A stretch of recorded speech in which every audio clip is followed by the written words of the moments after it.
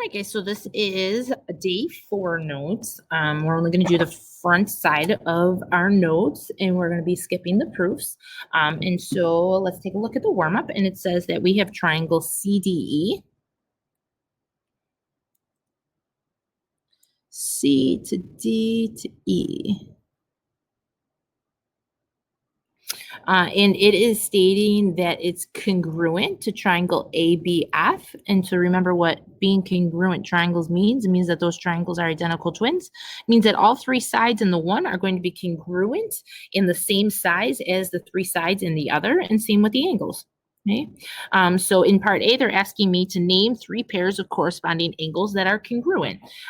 So we can go ahead and say, let's look at this angle here. That would be angle DCE. Angle DCE. And I'm going to start with that one, okay? The angle DCE is going to be congruent to one of the angles in the red triangle. However, which one? Well, notice, guys, that C is my first letter here. And the first letter here is A. So the angle in the red triangle that's at A is going to be the angle it's congruent to. And I would call that angle with 3 letters, and I would call it angle BAF. And that's one pair of corresponding angles. Good news, there's 2 more.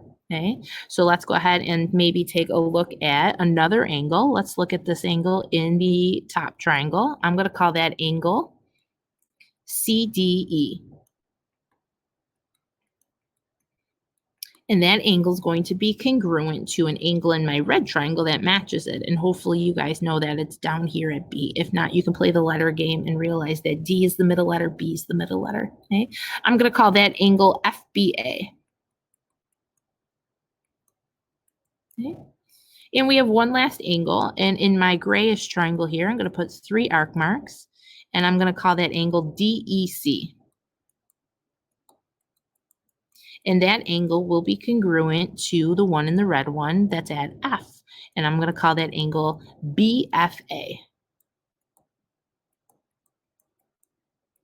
And there's my 3 pairs of congruent angles. And they're congruent because the triangles are congruent. If the triangles are congruent, they're identical twins. Everything is the same size in the one as it is in the other. And so those angles are all going to be the same size, okay, as they are in the one as they are in the other. Okay. Part B, guys, says name 3 pairs of corresponding sides that are congruent. So instead of doing the angles, now we're going to switch to the sides, okay? So in the gray triangle, I'm going to take that top side called DC. And that side is going to be congruent to one of my sides in my red triangle. And hopefully you know which one. If not, guys, you can play the letter game up here. DC, guys, are the first 2 letters, and BA are the first 2 letters here. And so hopefully you guys know that those 2 sides would correspond or match each other. Okay, I'm going to go ahead and put 2 tick marks on another pair that match, which is DE and FB. Okay, and my last side here in my gray triangle, it's a little bit tricky because it's a little overlapping there, but is CE. And that side would match or be congruent to or correspond with AF. All right. Part C says describe the rigid motion that maps triangle CDE, which is my gray one, onto triangle ABF. And remember, guys, that C is going to go to A with the single arc marks. D is going to go to B, which is the double arc marks, and E will go to F. And hopefully you guys, by looking at that, know that this is going to be a rotation around. What you're rotating around is a little bit tricky to tell. It's actually this point right here. Okay, and that would be described as the midpoint of AC or the midpoint of EF.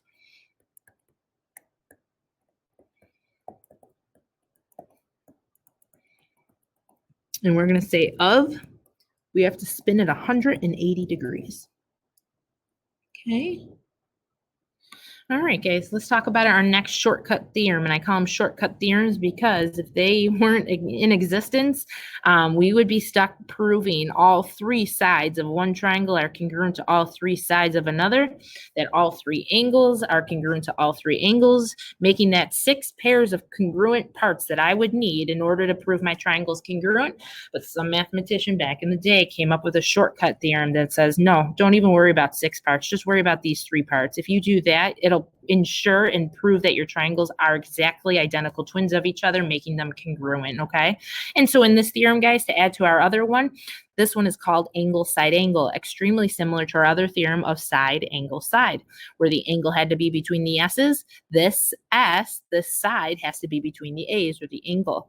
So it's going to say if 2 angles and the included side of one triangle are congruent to 2 angles and the included side of another triangle, 2 triangles are congruent, okay? So I'm going to draw you guys a picture of 2 triangles that look like they are identical twins. Okay, because I want them to be congruent, and I'm going to make them congruent by marking my theorem of angle side angle on it. Okay, so I can mark any 2 angles that I want. So I'm going to mark that as one pair of congruent angles. I'm going to then mark this as a second pair of congruent angles.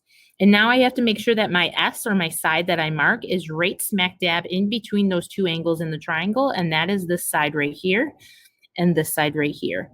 And if that you ever see that being marked in a diagram, guys, that is a great representation of angle side angle, which proves that these 2 triangles are identical or congruent, okay? And that all the other parts that aren't marked are also congruent. Okay. All right, guys, let's take a look at some pictures. They want to know, is the given information sufficient to prove congruent triangles? If so, name the postulate, which is the same thing as like a theorem, which is the same thing as our 2 theorems that we have. That's our first one that we learned. And now we have a second one. Okay, there's actually 5 total. So we'll learn 3 more. Okay? That proves the triangle's congruent. So we're going to go ahead, guys, and take a look at our first picture. Okay? And we have a triangle here and a triangle here. Okay. If you notice in both triangles, guys, they have one angle marked and one side marked, right? And there is nothing else marked, but so far, both of our theorems use 3 parts. And so we need to find a third part that we could mark. And one thing that we talked about the other lesson on day 2 is that if they're what I call back to back, they share that side, which is called reflexive, and we can mark it and count it as a part. These triangles, guys, are what I call tip to tip. All right. They're touching just right at the tips of their triangle at C there.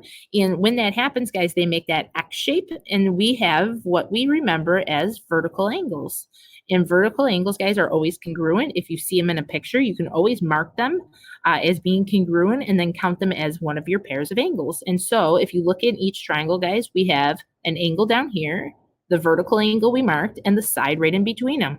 And we have the same thing in the blue triangle. And so these triangles are congruent. So we can say, yes, triangle ECD is congruent to triangle BCA by angle side angle.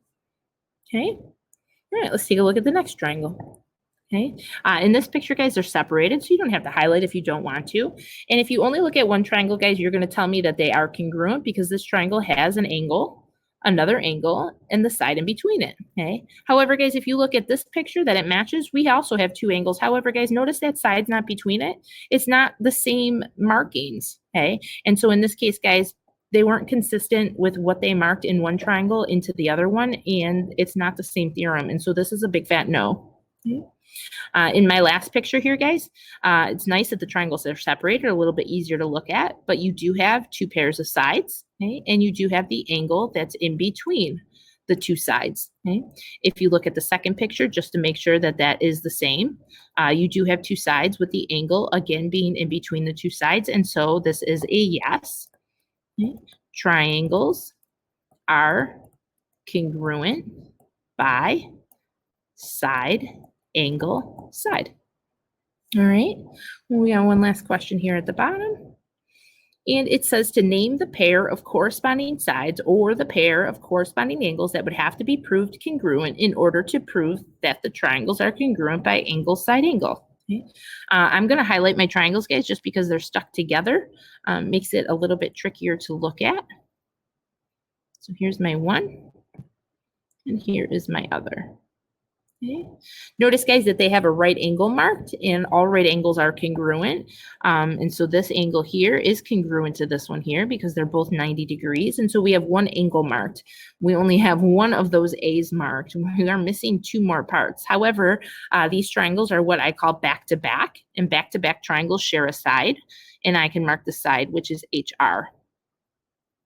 Okay, and so now, guys, I have a side marked and I have one of the angles marked. So I'm only looking for one more angle, and hopefully you guys can figure out what angle it has to be in the blue triangle so that that side, that reflexive shared side, is in between two angles. Okay, and it's got to be this angle up here called angle DHR. And that angle is the one in the blue triangle. And that angle has to be congruent to the one in the red triangle that does the same thing and sandwiches that reflexive side in there. And so it's this angle down here called angle ARH. And if those angles were marked congruent, these two triangles would be congruent by our angle side angle theorem. Okay. All right, guys. Good job. And we're going to learn two more theorems in the next days. Okay. All right, bye.